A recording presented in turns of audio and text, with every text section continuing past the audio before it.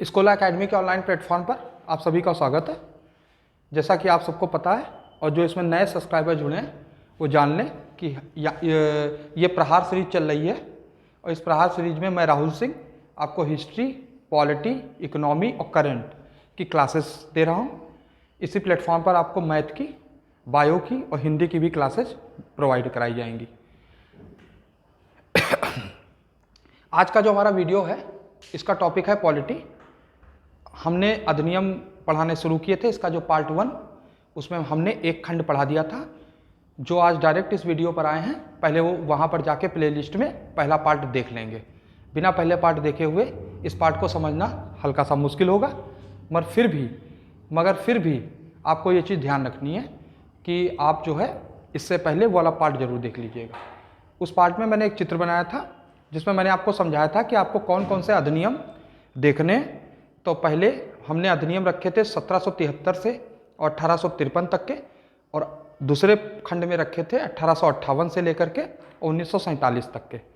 तो जो ये वाला आपका खंड है, जो दूसरा खंड हम लोग शुरू करने जा रहे हैं, इसमें 1858 से लेकर के और 1919 या फिर कह लो 1909 तक के भारत परिषद अधिनियम तक हम अधिनियम करेंगे। और इसका जो थर्ड पार्ट है उसमें 1919 से लेकर के और 1947 मतलब 3 जून 1947 की माउंटबेटन योजना तक हम लोग एक्ट करेंगे। तो ये दूसरे पार्ट में हम लोग जो एक्ट करने जा रहे हैं उसमें हमने महत्वपूर्ण एक्ट कौन कौन से लिए हैं इसको मैं लिखता हूँ। एक तो मैंने 1858 का भारत सरकार अधिनियम लिया है, तो भारत सरकार अधिनियम लिया है, भारत सरकार अधिनियम लिया है 1858 तक का, भारत सरकार अधिनियम लिया है 1858 तक का। इसके अतिरिक्त हमने जो दूसरा पार्ट इसमें लिया है वो लिया है 1861 का इंडियन काउंसिल एक्ट। तो इंडियन काउंसिल एक्ट लिया है। इसके साथ में नंबर 3 पर जो लिया गया है वो 1892 का इंडियन काउंसिल एक्ट लिया गया है, तो इंडियन काउंसिल एक्ट लिया गया है। और जो चौथा पार्ट है इसमें है उसमें मैंने 1909 का भारत परिषद अधिनियम लिया है, तो भारत परिषद अधिनियम लिया है 1900 अधिनियम लिया है 1909 का। तो ये 4 पार्ट हैं जिनको आपको एक वीडियो में समझना है। इससे पहला वाला वीडियो थोड़ा सा बड़ा है, मतलब कि लगभग 40-41 मिनट का। ये वीडियो थोड़ा सा शॉर्ट करने के कारण इसको मैं कोशिश कर रहा हूँ कि 2 पार्ट में बना दूँ। तो इसीलिए मैंने इसमें सिर्फ 4 टॉपिक रखे हैं। इन 4 टॉपिक को हम लोग को ध्यान से समझना है।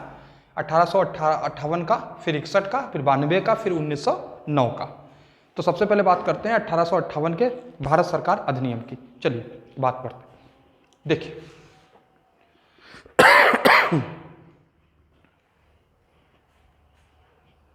देखिए जो ये 1858 का भारत सरकार अधिनियम है इसकी प्रमुख विशेषताएं क्या है, तो आपको ध्यान रखना है कि ये अधिनियम पहले पाम ईस्टर्न कौन थे, तो पीएम थे। कहाँ के पीएम थे, ब्रिटेन के। उन्होंने इसको प्रस्तुत किया। उसके बाद इनको त्यागपत्र देना पड़ गया और जो दूसरे बने डर्बी, इनके स्थान पर उनके समय में अगस्त 1858 में यह अधिनियम पास हुआ जिसका नाम है भारत सरकार अधिनियम। इस अधिनियम की विशेषता यह है कि बीओडी, बोर्ड ऑफ डायरेक्टर, मैंने बताया ना आपको पहला खंड देखना है। मैंने आपको बताया था बोर्ड ऑफ डायरेक्टर जिसकी स्थापना हुई थी 1600 ईस्वी एक्ट से, और बीओसी बोर्ड ऑफ कंट्रोल जिसकी स्थापना हुई थी 1784 पिट्स इंडिया एक्ट से, जिसकी स्थापना हुई थी। इन दोनों को समाप्त किया गया और इसके स्थान पर भारत परिषद, भारत सचिव और साथ साथ में इसके सपोर्ट के लिए भारत परिषद, तो भारत परिषद का गठन किया गया। भारत सचिव और साथ साथ में भारत परिषद का गठन किया गया। भारत परिषद में जो संख्या थी वो 15 थी। इस 15 संख्या में 8 सम्राट के द्वारा चुने जाते थे और शेष 7 ब्रिटिश ईस्ट इंडिया कंपनी के द्वारा, तो ब्रिटिश ईस्ट इंडिया कंपनी के द्वारा चुने जाते थे। इसीलिए कहा जाता है कि 1858 का जो भारत सरकार अधिनियम है उसमें क्या किया गया, तो ईस्ट इंडिया कंपनी से शासन छीनकर, ईस्ट इंडिया कंपनी से और शासन छीनकर सरकार ने या सम्राट ने या वहाँ की संसद ने अपने हाथों में ले लिया। इसका मतलब समझते हैं, क्योंकि 8 सदस्य जब सम्राट चुनेगा तो अधिकार सम्राट का ज़्यादा है, इसलिए कहते हैं ब्रिटिश ईस्ट इंडिया कंपनी से अधिकार छीनकर सम्राट ने अपने हाथों में ले लिया। तो पहली चीज़ तो आपको ये याद रखनी है 1858 के अधिनियम से। क्वेश्चन कैसे आएगा, क्वेश्चन आएगा कि भारत परिषद का गठन किस एक्ट से है, यू हैव टू गो 1858। अगर आ जाए भारत सचिव का पद कब सृजित हुआ, तो आप लगाओगे 1858। भारत सचिव है कौन, तो ये ब्रिटेन की जो संसद है उसी का सदस्य है और उनका उसी जिनकी सरकार है उसी में मंत्री, इसका नाम है भारत सचिव। इसका मतलब है वो ब्रिटेन में रहता है। उसका काम क्या है, भारत के सारे मामलों को देखना। क्यों हो रहा है ऐसा, ऐसा इसलिए हो रहा है कि 57 में एक ज़बरदस्त क्रांति भारतीयों ने की, जिससे कि अंग्रेज़ों को ये समझ में आ गया कि अब एक ऐसा विभाग बनाना पड़ेगा जो सिर्फ भारत के क्षेत्रों को या मामलों को देखे। तो आपको ये ध्यान रखना है, भारत सचिव का पद और भारत परिषद का पद। पिछले 2 सालों में उत्तर प्रदेश लोक सेवा आयोग ने भारत सचिव और भारत परिषद का अंत कब हुआ, ये 2 बार प्रश्न पूछा है, इसलिए ध्यान रखिएगा। इसका बनी ये 1858 अधिनियम से, ध्यान रखिएगा इसको। आप चाहें तो इसका स्क्रीनशॉट ले सकते हैं। और क्या चीज़ें हुई इसमें महत्वपूर्ण, इस पर हम लोग बात करते हैं। देखिए 1858 अधिनियम की एक विशेषता और रही है कि 1858 अधिनियम के अंतर्गत कहते हैं कि गवर्नर जनरल को वायसराय कहा जाने लगा। तो गवर्नर जनरल को वायसराय कहा जाने लगा, तो गवर्नर जनरल को क्या कहा जाने लगा, वायसराय। तो वायसराय ये भी समझ लीजिए भैया। देखिए समझिए ध्यान से, जब वो ब्रिटिश प्रशासन देखेगा या ब्रिटिश क्षेत्र का प्रशासन देखेगा तब वो गवर्नर जनरल, और जब वो यहाँ के राजाओं से युद्ध करेगा, शांति का प्रस्ताव लाएगा, तब वो वायसराय। चूँकि 1858 के अधिनियम के बाद, चूँकि इसमें ये घोषणा की गई थी कि हम नई रियासत को अब नहीं हड़पेंगे, क्योंकि उसी के कारण इतनी बड़ी क्रांतियाँ हो गई, तो उसके बाद अंग्रेज़ों ने हड़पने की बजाय जो थे क्षेत्र उसमें अपना कोशिश की कि अधिकार बनाए रखें। इसलिए वायसराय तब है जब वो युद्ध और शांति आदि करने की कोशिश करेगा, और गवर्नर जनरल तब है जब ब्रिटिश शासन का प्रशासन देखेगा, ब्रिटिश क्षेत्र का प्रशासन देखेगा। इसका मतलब यह है, आपसे प्रश्न पूछेंगे कि किस एक्ट के अंतर्गत गवर्नर जनरल को वायसराय कहा जाने लगा, आप लगा लेंगे 1858 का भारत सरकार अधिनियम। ठीक, इसके अतिरिक्त और क्या चीज़ें हुई हैं इसमें महत्वपूर्ण, ये हम समझते हैं। देखिए 1858 का जो भारत सरकार अधिनियम है, सरकार अधिनियम, इसके अंतर्गत महारानी विक्टोरिया ने, तो महारानी विक्टोरिया ने एक घोषणा पत्र निकाला। इस घोषणा पत्र को 1 नवंबर 1858 को कैनिंग के द्वारा, क्योंकि 56 से 62 कैनिंग ही है, कैनिंग कब से कब तक है, तो 1856 से 62 तक है। कैनिंग ने 1 नवंबर 1858 को इलाहाबाद में कहाँ, तो मिंटो पार्क में इसको पढ़ा, जिसमें ये घोषणा की गई कि भारतीयों के किसी भी अब नई रियासत को शामिल नहीं करेंगे अंग्रेज, और कुछ सहूलतें देने की बात कही थी। हालांकि आदत से वो मजबूर हैं, ऐसा वो करेंगे नहीं, पर फिर भी इसके बाद अंग्रेज़ों ने बहुत ज़्यादा हड़पने की नीति छोड़कर जो है उनके पास उसी में जम के शोषण करना शुरू किया। तो ये चीज़ आपको ध्यान रखनी है। 1858 के अधिनियम में महारानी विक्टोरिया का घोषणा पत्र आपसे पूछें किस पार्क में पढ़ा गया, आप लगाएंगे Minto Park. Where is Minto Park situated, आप देंगे आंसर इलाहाबाद। किसने पढ़ा, कैनिंग ने पढ़ा। कब पढ़ा, 1 नवंबर को, ध्यान रखिएगा आप। तो 1858 के अधिनियम के अंतर्गत भारत परिषद का बनना, गवर्नर जनरल को वायसराय कहा जाने लगा, विक्टोरिया का घोषणा पत्र आपको याद रखना है। ये वो महत्वपूर्ण चीज़ें हैं जो आपकी परीक्षा में आपसे पूछते हैं। अगर ये भी आ जाए कि किस एक्ट के अंतर्गत ब्रिटिश ईस्ट इंडिया कंपनी से शासन छीनकर और सम्राट के हाथों में चला गया, संसद के हाथों में चला गया, तो आप लगाएंगे 1858 के अधिनियम से। ओके, ये तो हो गई 1858 के अधिनियम की बात, ये महत्वपूर्ण है। अब यहाँ पर अगला पार्ट जो है वो 1861 का इंडियन काउंसिल एक्ट है।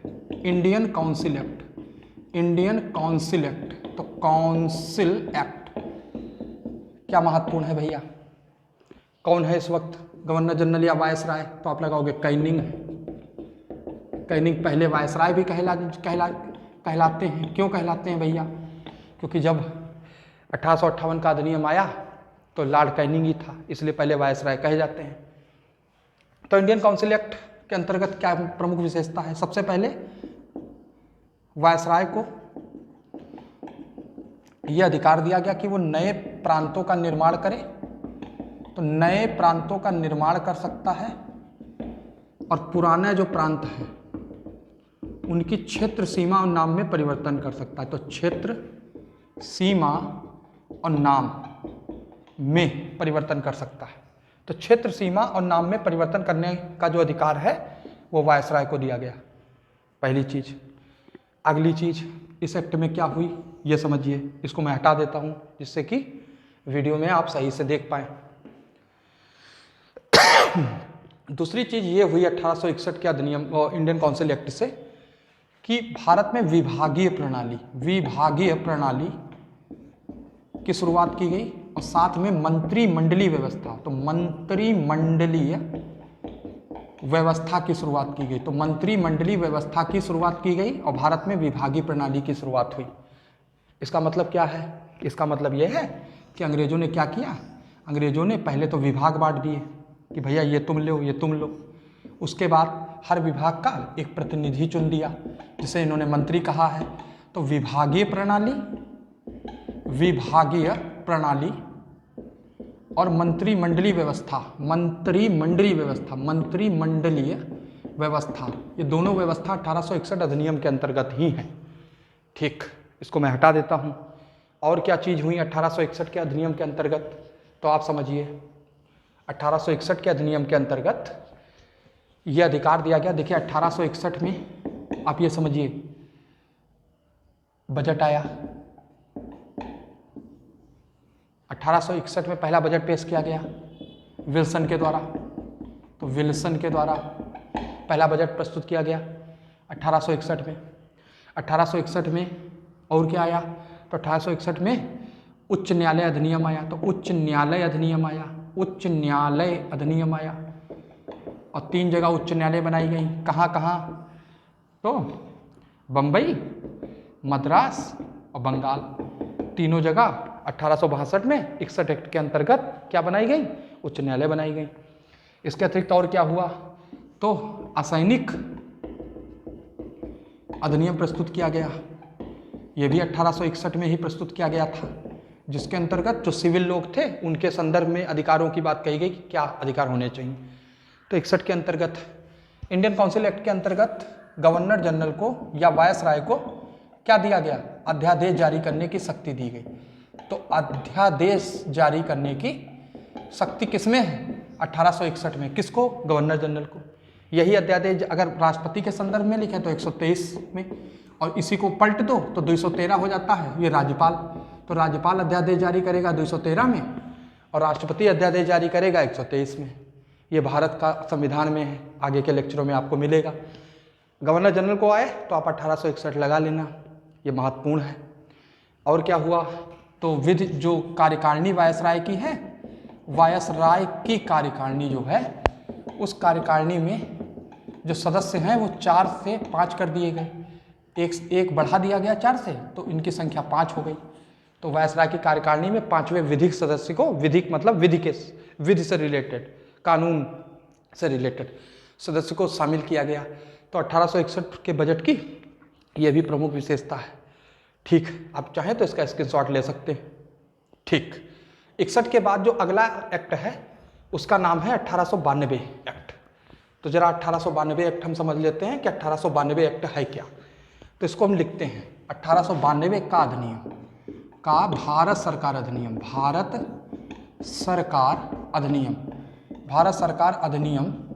1892 क्या है भैया भारत सरकार अधिनियम 1892? समझिए, भारत में अप्रत्यक्ष चुनाव प्रणाली की शुरुआत हुई, बहुत महत्वपूर्ण है भैया। निर्वाचन प्रणाली की शुरुआत हुई, निर्वाचन प्रणाली की शुरुआत हुई। क्या है अप्रत्यक्ष निर्वाचन प्रणाली? तो जो नगर पालिकाएँ होती हैं, नगर पालिका और जो जिला बोर्ड होते हैं, जिले में बनने वाले, और जो विश्वविद्यालय हैं या फिर जो वाणिज्यिक मंडल हैं, वाणिज्यिक मंडल जो हैं, इनमें सदस्यों को क्या किया जाने लगा? मनोनीत किया जाने लगा, निर्वाचित नहीं, मनोनीत। इसीलिए कहा गया अप्रत्यक्ष चुनाव प्रणाली। तो आपसे ये पूछेंगे कि अप्रत्यक्ष चुनाव प्रणाली की शुरुआत कब हुई, तो आप देख लीजिएगा, प्रत्यक्ष पूछ रहे हैं क्या अप्रत्यक्ष पूछ रहे हैं? अप्रत्यक्ष पूछें, आप फट से 1892 का भारत सरकार अधिनियम लगा के और कहानी को संभाल लीजिएगा। ये बहुत महत्वपूर्ण है, इसको मैं हटा देता हूँ, ठीक है। इसके अतिरिक्त और क्या हुआ 1892 में? तो एक चीज़ समझ लो भैया, बजट पर बहस करने का अधिकार दिया गया। इसके अतिरिक्त बजट पर बहस के अतिरिक्त और क्या कर सकते हो? तो बजट पर बहस करने का अधिकार दिया गया है, ना तो अनुपूरक प्रश्न पूछने का, ना तो अनुपूरक प्रश्न पूछ सकते हो और ना ही मतदान कर सकते हो, सिर्फ और सिर्फ बजट पर बहस कर सकते हो। अब अगर कोई इस वीडियो में समझे कि अनुपूरक प्रश्न क्या होता है, वो समझ लो। मान लो ए और बी दो लोग हैं, ए ने बी से पूछा क्या खाओगे, तो बी ने कहा कि दाल चावल खाएंगे। तो इसने पूछा किसकी दाल खाओगे? ए ने बी से पूछा क्या खाओगे, तो बी ने कहा दाल चावल खाएंगे। तो ए ने पूछा किसकी दाल खाओगे, तो उसके उत्तर पर जो इसने प्रश्न किया वही अनुपूरक प्रश्न है। मतलब कि सदन में जब आपने कोई प्रश्न पूछा, विपक्ष ने या फिर सरकार ने जवाब दिया, उस जवाब पर जब वो आपने प्रश्न किया तो वही है अनुपूरक प्रश्न। इसको याद रखिएगा आप। तो अनुपूरक प्रश्न पूछने का अधिकार नहीं दिया गया और ना ही मतदान करने का अधिकार दिया गया, सिर्फ बजट पर बहस करने का अधिकार 1892 में दिया गया है। और अप्रत्यक्ष चुनाव प्रणाली की शुरुआत हुई है। ये दोनों चीजें याद रखना, आपके किसी ना किसी एग्जाम में ये टॉपिक आएगा जरूर, ये ध्यान रखिएगा।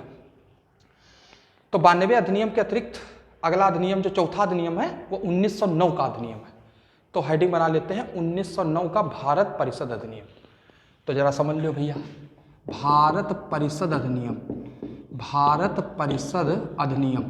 कब का है? तो 1909 का है। क्या है भारत परिषद अधिनियम 1909 में, ये समझ लीजिए आप।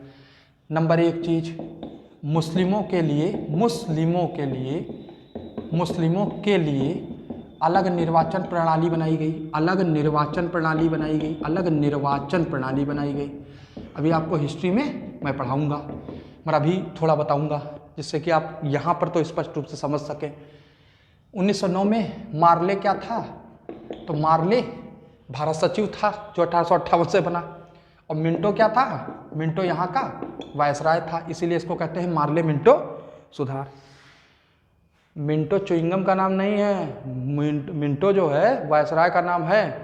तो ध्यान रखना। तो मुस्लिमों के लिए अलग निर्वाचक प्रणाली बनाई गई, इसीलिए इसको फूट डालो और राज करो अधिनियम कहा जाता है। फूट डालो और राज करो अधिनियम कहा जाता है। क्यों? क्योंकि भैया अगर किसी गांव की जनसंख्या है 100, तो उसमें अगर 25 हिंदू, 25 मुस्लिम, 25 सिख और 25 ईसाई हैं, तो इन्होंने किया क्या? मान लो ये मुस्लिम वर्ग है, तो इन्हीं 25 में से चुनाव में लोग खड़े होंगे और इन्हीं बचे हुए 25 में से चुनेंगे। इसका मतलब ये है इन्हीं 25 में से कोई ना कोई खड़ा होगा और इन्हीं 25 में से जो बचेंगे इनको चुनेंगे, शेष से कोई मतलब ही नहीं। अब देखो, देश को अलग करने का कहानी शुरू है और तब से हिंदू मुस्लिम की लगातार दरार बढ़ गई समय समय पर। क्योंकि मार्ले ने मिंटो को लिखा है कि हम नाग के दांत बो रहे हैं, फल भीषण होगा। एक कम्युनिटी से दूसरी कम्युनिटी को लड़ाने की शुरुआत अंग्रेजों ने ही की थी, क्योंकि बहुत ही बढ़िया है, सारी चीज़ें साइड में लग जाती हैं, लोग विकास की बात नहीं करते हैं और इन सब चीज़ों में लग जाते हैं। तो ध्यान रखना, तो 25 25 25 25 का ये क्षेत्र है, आपको ये ध्यान रखना है। तो फूट डालो और राज करो। अगली चीज 1909 भारत परिषद अधिनियम में कौन सी थी, ये समझिए। देखिए भैया, 1919 भारत परिषद अधिनियम में भारत परिषद में सर्वप्रथम भारतीयों को शामिल किया गया। इससे पहले भारतीय इसमें नहीं थे। सर्वप्रथम इसमें शामिल किया गया भारतीयों को। किसको शामिल किया गया? तो भारतीयों को शामिल किया गया। कौन कौन से भारतीय हैं जिनको शामिल किया गया? तो दो ही नाम याद रखना है, केसी गुप्ता, केसी गुप्ता, और एक और नाम है सैयद हुसैन बिलग्रामी। तो सैयद हुसैन और बिलग्रामी, ये दो नाम आपको याद रखने हैं। ये दो नाम क्यों याद रखने हैं? क्योंकि ये दोनों भैया पहले भारतीय हैं जो शामिल हुए हैं भारत परिषद में। इसके अतिरिक्त वायसराय की कार्यकारिणी में, वायसराय की कार्यकारिणी में एक और चेहरा शामिल किया गया जो विधि सदस्य था, मतलब कानून। एसपी सिन्हा, सत्येंद्र प्रसन्न सिन्हा, सत्येंद्र प्रसन्न सिन्हा को शामिल किया गया। ये वायसराय की कार्यकारिणी में शामिल किए गए। किस एक्ट के अंतर्गत? तो भारत परिषद अधिनियम 1909 के अंतर्गत। तो भारत परिषद में केसी गुप्ता और सैयद हुसैन बिलग्रामी, और वायसराय की कार्यकारिणी में सत्येंद्र प्रसन्न सिन्हा को शामिल किया गया। ये किससे हो रहा है? ये 1909 से हो रहा है। इसका अन्य नाम क्या है? तो मार्ले मिंटो सुधार है। मार्ले मिंटो सुधार ही क्यों है? क्योंकि मार्ले था भारत सचिव, मिंटो था वायसराय। इसका क्या आगे मूल प्रभाव पड़ा? तो एक कम्युनिटी को दूसरे कम्युनिटी में लड़ाने की जो अंग्रेजों की चाल थी वो काफ़ी हद तक कामयाब रही। तो ये चीज़ आपको ध्यान रखना है भारत परिषद अधिनियम के विषय में। तो आज इस वीडियो को बहुत लंबा ना कर चूँकि आप आसानी से इसको देख सकें, अपनी कॉपी पर लिख सकें और समझ सकें, मैंने इसके खंड कर दिए। फिर मैं बता दूं, ये स्कॉलर एकेडमी का ऑनलाइन प्लेटफॉर्म है और मैं राहुल सिंह आपको प्रहार सीरीज के अंतर्गत ये वीडियो प्रोवाइड करा रहा हूँ। आप प्लेलिस्ट में जाकर इससे पहले के करंट के, हिस्ट्री के, पॉलिटी के अन्य जो वीडियो हैं इनको ज़रूर देखिएगा। आप चाहें तो इसको सब्सक्राइब करिएगा और लाइक करिएगा। जय हिंद, जय भारत, जय श्री कृष्ण।